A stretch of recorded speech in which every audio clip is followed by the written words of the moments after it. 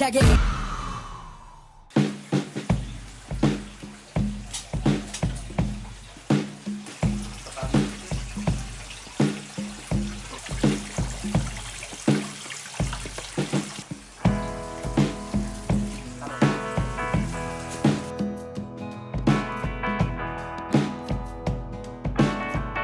Sebenarnya sebelum sekarang gua ngejalanin gua juga jualan pakan.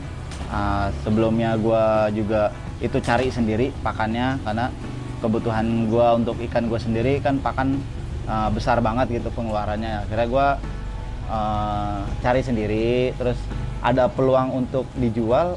Ternyata keuntungannya justru lebih banyak penjualan pakan gitu loh. Jadi sebelum gua harus cari ke petani-petani pakan gitu. Sekarang kan memang pakan-pakan ikan tuh sudah ada yang ternakin gitu. Jadi ada yang sudah ternak, jadi nggak semuanya nyari di alam gitu. Tadinya gue juga cari di alam gitu, tiap malam gue keluar untuk cari di alam, dan itu menurut gue sekarang udah nggak ini banget, capek sendiri gitu lah. Akhirnya ya gue coba explore kemana, cari petani-petani pakan. Akhirnya gue ketemu sama petani-petani pakan yang bisa gue kelola, bisa gue masukin, dalam artian bisa gue ajak kerjasama gitu loh, untuk support ke gue bahwa gue siap untuk jadi penampung gitu loh. Jadi kata apa, tengkulak gitu lah. Jadi tengkulak pakan gitu. Jadi gue bekerja sama dengan petani-petani, salah satunya yang ada di Bogor, ada yang di Cibinong gitu ya. Yang terdekat sini sih di Cibinong di Cisalak gitu. Jaraknya dari sini paling kurang lebih ya bangsa setengah jam lah dari sini. Jadi lebih dekat gitu. Karena kalau untuk ke Bogor lumayan jauh. Jadi yang terdekat gue sekarang kerjasama dengan petani di Cibinong, lebih dekat gitu. Untuk kapannya sebenarnya untuk kerjasama dengan petani-petani pakan ini sebenarnya udah 2 bulan terakhir ini di mana di alam itu sulit untuk mendapatkan pakan-pakan hidup gitu, karena kondisinya hujan terus di danau, di waduk yang biasa tempat saya cari itu banjir, jadi ya nggak bisa kita pakai gitu. Jadi 2 bulan terakhir ini gue ngambil kerjasama dengan petani-petani pakan.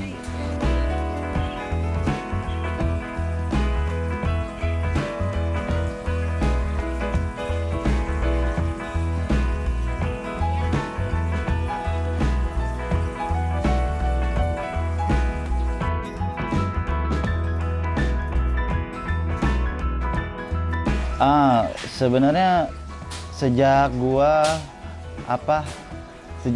gua ngerasa bahwa mencari pakan di alam 2 bulan terakhir ini sulit gitu kan, dalam artian memang di alam lagi nggak ada karena kondisi hujan terus gitu ya kan. Akhirnya gue putuskan untuk udahlah, karena kebutuhan pakan itu kebutuhan wajib, dimana harus gitu, mau nggak mau setiap harinya ada gitu kan, karena kan ikan harus makan gitu kan. Akhirnya gue putuskan untuk gue cari petani pakan yang bisa gue ajak kerjasama. Akhirnya gue ketemu gitu. Jadi 2 bulan terakhir ini gue coba untuk bekerja sama dengan petani pakan. Artinya memang secara keuntungan mungkin tipis ya, cuman dengan margin yang kecil itu akhirnya gue memutuskan untuk gue jadi tengkulak aja lah, karena marginnya kecil tapi dengan kuantiti yang banyak kan sama aja gitu. Jadi akhirnya gue putar gimana caranya gue pengen jadi distributor pakan hidup ya, paling enggak ya di sekelurahan gue lah. Kelurahan gue tuh banyak banget petani-petani ikan. Akhirnya gue putuskan untuk gue yang jadi distributor pakannya, jadi gue yang support pakan ke mereka gitu. Jadi mereka nggak perlu lagi cari, tapi mereka beli dengan harga yang nggak terlalu tinggi gitu loh, dan mereka mungkin bisa jual lagi gitu, karena ketika gua ngambil dari petani, gua sebagai tengkulaknya kan otomatis kan harga juga belum terlalu tinggi gitu. Jadi gue juga bisa jual ke para petani-petani ikan di sekitaran kelurahan gua lah terutama. Nah, mereka udahlah nggak perlu capek-capek lagi nyari, bisa datang ke tempat gua dengan harga yang ya bisa dibilang lebih murah lah daripada yang lain, dan kalian juga bisa apa ya, bisa bisa untuk jual lagi gitu loh. Terus apa namanya, untuk kedepannya karena gue kerjasama dengan petani pakan yang dia progresnya bagus gitu. Kedepannya progresnya bagus dalam artian dia ada jenjang untuk meningkatkan quantity gitu. Jadi kedepannya petani pakan gue tuh menargetkan gue untuk bisa melepas kurang lebih, karena kalau main kutu air kan takarannya itu 1 gelas gitu, jadi 1 gelas per 1 gelas gitu. Petani pakan gue menargetkan gue untuk 1 minggu itu bisa ngelepas sekitar 300 sampai 500 taker per minggu gitu. Jadi gue pribadi akhirnya berpikir untuk oh ya udah, gue akan istilah kata melebarkan sayap lah gitu, nggak cuma di kelurahan gue doang. Jadi gue pengen se-Jakarta Timur, udah nggak perlu lagi misalnya jauh-jauh ngambil ke Bogor atau kemana, mungkin permasalahannya ada di waktu gitu ya. Jadi untuk se-Jakarta Timur lebih dekat bisa ngambil ke gua gitu. Jadi kedepannya gua pengen jadi distributor kutu air se-Jakarta Timur ya gitu.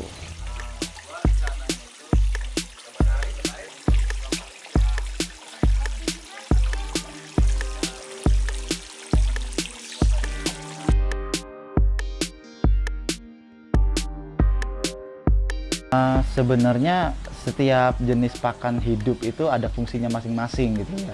Jadi kalau untuk kutu air sendiri memang fungsinya untuk mempercepat mutasi pada ikan, karena ikan hias itu kan yang dinilai kan mungkin warna gitu. Nah, pakan hidup itu yang paling bagus untuk mengeluarkan warna ya, selain pakan hidup yang lain itu kutu air gitu loh. Karena kutu air itu lebih cepat untuk bisa dia mengeluarkan warna pada ikan gitu.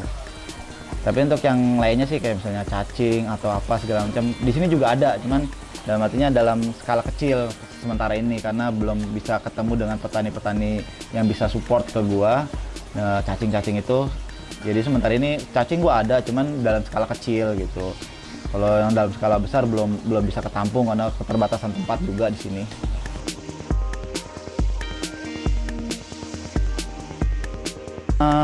Customer gua, pembeli gua itu nggak, alhamdulillah ya sekarang nggak cuman se-Jakarta Timur sih.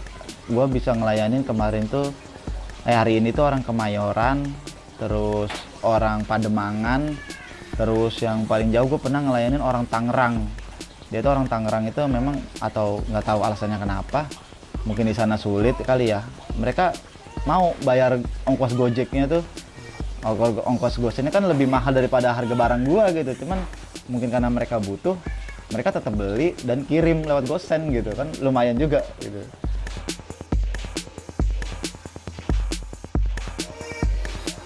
Kalau untuk cari sendiri itu memang kan keterbatasan akomodasi ya, karena gue cuma pakai motor.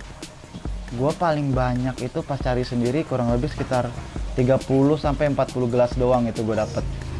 Cuman pas gue memutuskan untuk menjadi distributor pakan atau tengkulak di sini, alhamdulillah terakhir itu orderan masuk ke gue itu tembus di 170 taker. Cuman kan karena sekarang per hari 170 taker per hari. Itu pada saat itu paling, menurut gue itu paling banyak tuh 170 taker, karena gue lagi dapat akomodasi mobil dari teman gue, jadi gue angkut pakai mobil tuh. Jadi semua mobil tuh isinya kutu air semua itu, sampai ya soalnya orang Bogor sampai heran gitu, kutu air sampai naik mobil gitu kan. Akhirnya gue ketemu sama petani gue yang sekarang di Cibinong ini dengan jarak yang lebih dekat. Ya gue bilang tadi, gue bisa menang di waktu, dan untuk takaran jadi bisa lebih nambah karena petani gue ini ternyata memang berprogres, dia memprogres banyak empang dan dia siap supply ke gue, karena petani gue ini emang dia supply-nya cuma ke gue dan tim gue, karena gue di sini nggak sendiri ya, karena gue di sini gue dibagi, gue di sini di Ciracas, ada teman gue Aceh di Kalisari, ada teman gue lagi Dery di di Kalisari juga, cuman beda jalan. Gue dibagi, tim gue ada 3, jadi petani gue ini siap support ke tim gue 3 ini. Jadi penjualan dia nggak akan dilempar ke seller-seller lain, penjualan dia akan dilempar ke tim gue. Jadi ada berapa ratus taker aja gue yang harus ngeluarin gitu, karena jatuhnya ya gue tengkulaknya dia gitu.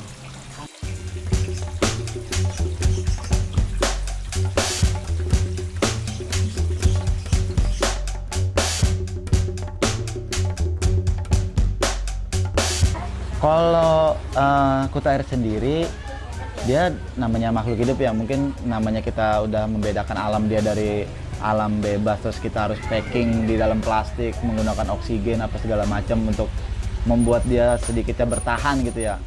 Mungkin kalau tergantung kondisi kutir ya, jenis kutir ya, maksudnya dalam artian kalau kutirnya kan kutir ada yang halus, ada yang besar-besar gitu kan. Nah kalau untuk yang besar-besar itu dia mungkin akan tahan lama gitu, karena gua kayak semacam dapat testimoni kali gitu ya dari customer gua. Dia bilang, bang, kutir lu udah 2 hari nih kuat banget. Gua taruh aerator dong, kuat banget gitu ya. Mungkin lagi emang kutirnya lagi bagus, lagi besar-besar gitu, jadi kuat dia. Cuman ada juga kutir yang halus, yang kecil-kecil gitu, dia nggak tahan lama. Jadi memang harus bisa paham juga, ketika lu dapat kutir halus ya berarti harus cepat habis lah, atau paling tidak cara nyimpennya, karena kutir itu juga bisa awet juga ya. Karena gue pernah coba kutir itu gue masukin ke dalam kulkas, karena kondisi dingin, ternyata kutir itu dia apa ya, kayak semacam mabuk atau pingsan gitu. Setelah gua ambil lagi dari kulkas, gue bilas, gue taruh air lagi, hidup lagi dia gitu. Jadi medianya tuh ketimbang gua harus taruh di air gelembung tuh pakai aerator, yang mendingan gue taruh kulkas saya lah, gue packing, gue taruh kulkas, dia lebih awet ternyata, karena dingin tuh dia pingsan, nggak mati gitu.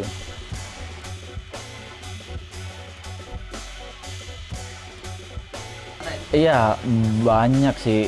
Gua pribadi sih kalau gua ngalaminnya bukan ke arah mistis ya, gua ngalaminnya ke hewan buas ya, karena apa namanya, nyerok malam itu kan, kalau nyerok sendiri itu kan kadang kita berburu dengan para pemburu lain gitu. Jadi duluan nih siapa yang nyampe tempat dulu gitu.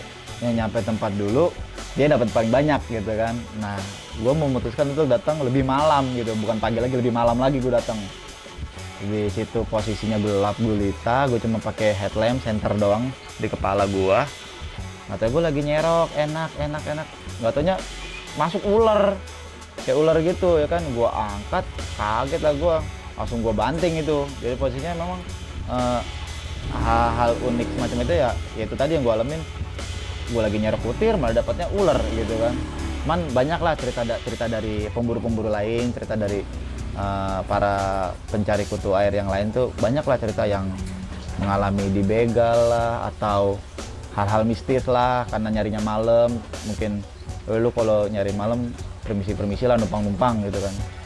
Ada yang cerita sampai dibawa ke dunia lain gitu, ada aja. Cuman yang menurut gua di sini memutuskan untuk terjun ke dunia ini kan, tujuan gua kan gua nyari uang untuk anak istri gua nyari duit untuk anak istri gua pikirannya positif aja lah, nggak ada ke arah sana gitu lah.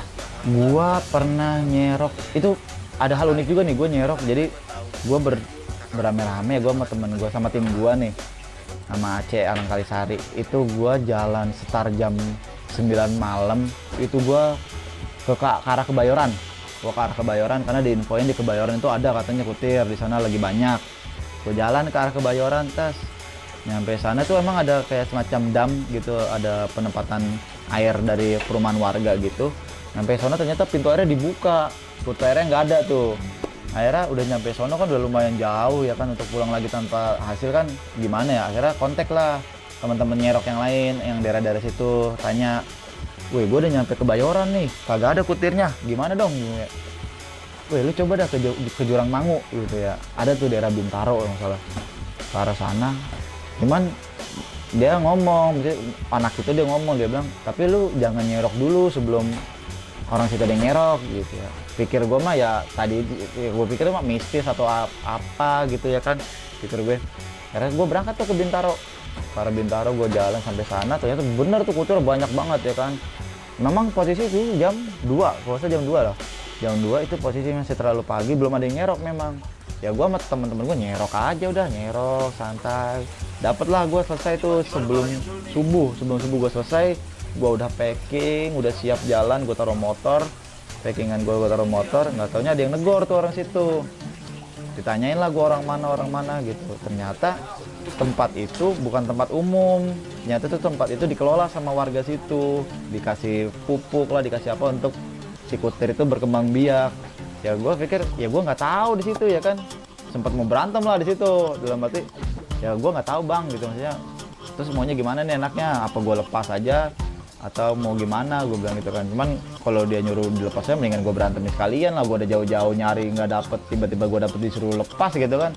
Karena udah dah, terus cukup sekali aja nyerok di sini, jangan nyerok lagi sini, kata gue. Iya, kata gue, ngapain juga gue jauh-jauh kemari gitu begitu kalau gue nggak apa butuh-butuh banget lah gitu. Jadi lucunya gitu, jadi ternyata bentrok gue sama orang situ. Gue nggak tahu kalau itu tempat dikelola ternyata.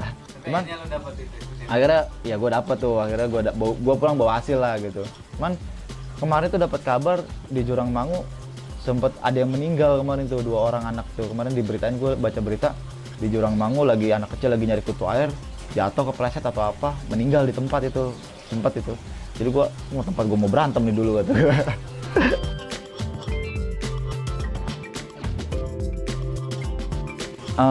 Gue kedepannya sebenarnya ikan hias di Indonesia ini kan sebenarnya nggak cuma sekarang ini booming gitu. Sebenarnya dari jenis lainnya selain ikan cupang, mungkin dulu ikan gapi lah, moli atau diskus atau yang lainnya itu Indonesia teruslah berkembang gitu ikan hiasnya. Cuman kenapa gue fokusin ke sebagai tengkulak pakan itu karena harga ikan itu range-nya kadang naik, kadang jeblok, kadang turun gitu ya kan. Akhirnya tapi kan kebutuhan mereka tuh utamanya melihara hewan itu kan adanya di pakan gitu loh. Jadi peluang terbesarnya menurut gua, gue pertahankan lah nih penjualan pakan, karena penjualan pakan menurut gua ada lebihnya nih, karena perputarannya lebih cepat gitu. Per hari gue bisa harus ngeluarin berapa karena kebutuhan mereka kan tiap hari pakan. Jadi gue ke depannya itu gue akan bekerja sama dengan petani ini, karena gue akan melihat progres dia seperti apa ke depannya. Itu gue juga pengen udahlah, gue pengen jadi distributor tetap di sini.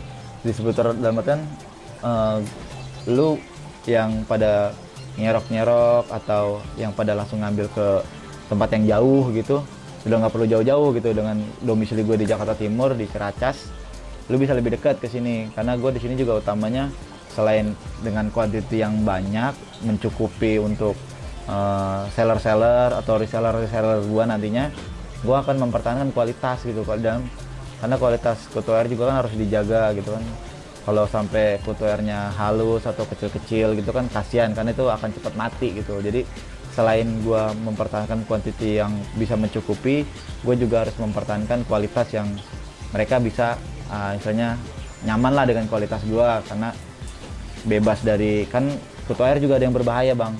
Kutu air yang berbahaya kan kutu Z itu kan berbahaya. Jadi gue juga bisa memberikan kualitas gitu. Ini kualitas kutir gue seperti ini nih, bebas lah dari kutu air Z gitu yang bisa jadi penyakit buat ikan gitu.